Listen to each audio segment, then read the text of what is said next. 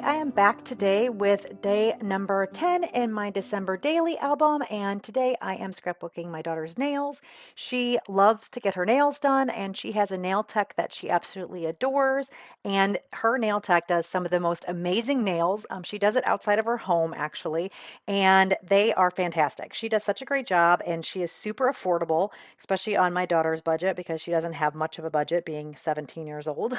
So she went with this really cute winter snowy theme kind of cat nail this time. And actually, my daughter designed it, drew it out on paper, and then gave it to her nail tech to further design and then make it kind of come to life. So I think these are super adorable. And they are such a great winter vibe. Although right now it is like 70 something degrees here where I'm at. It is like crazy what temperature it is. Normally, this time of year, it should be like in the 20s, if not the 30s or maybe even the teens. So super weird that we're at like 70-degree weather. I feel like it's spring, which is sad because spring is my favorite time of the year. And I know it's going to be getting colder. And I just wish it was spring now and winter was over. But, what are you going to do? So I am working on the layout here. I like this festive. I thought that worked well with the idea of her nails getting done, kind of that winter theme. And I just felt like it was kind of getting lost. I wanted the border to be a bit more chunky and I wanted this really bright color. So I am going to glue this to the cardstock here and then I'm going to trim out around the word to give it that pink border. I just thought it kind of bumped it up a little bit off the page a bit more. So I'll fussy cut this out and I will keep you from having to watch that. So you'll see it fast forwarded here in a second. So now I have it all done and I am just trying to figure out how I want to lay everything out on the page.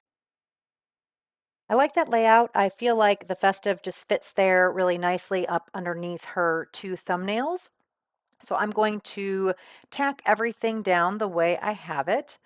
And I'm going to glue that all down to the page and then I will start working on embellishing the page. I'm trying to have my photos and things just a little bit different so my layouts look all different. I don't know. I feel like they're all kind of looking the same, but then when I look back at some of these, maybe they're not. I only have like two photos. The pages are about the same size.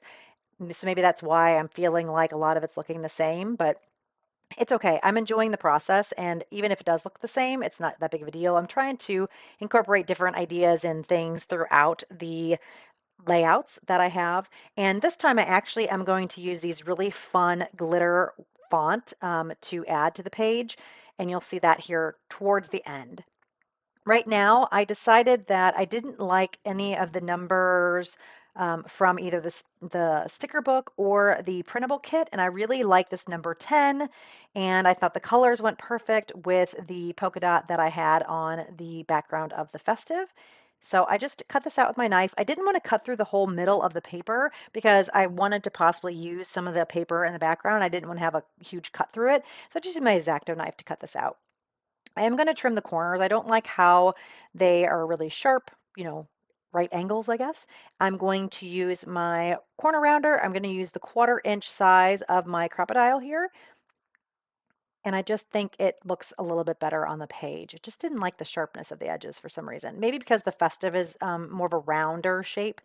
I just thought this looked nice. So I like how that is looking now where it kind of draws your eye from the top where the number is down to the festive. And then you'll be looking at some of the font that I'll add later that I think kind of brings your eye to the center of the page. Now I'm just looking through my sticker sheets and my paper, trying to figure out what else I might want to put on this layout. I'm struggling a little bit trying to figure out what I think would be cute. I thought Deck the Halls might be kind of nice because obviously they're decking her nails. So I'm actually going to do a little bit of a play on words and I'm going to cross out the halls part and then add nails in that font that I was telling you. So you'll see that here in a little bit. So I'm going to first take this pink cardstock again because I thought it looked cute with everything else, and I'm going to use this basically like a jar bottom. It's one of those old vanity powder jars, and I'm just cutting out a half circle, tracing it with that jar. I wanted something a bit wider, and then I'm just going to carefully cut around the circle with my scissors here. And then this is going to go up underneath the word festive in the bottom photo. Again, I just felt like I needed an anchor underneath the stuff here where I'm going to actually use the foam glitter stickers that spell out nails. And again, that pink comes all the way through the page.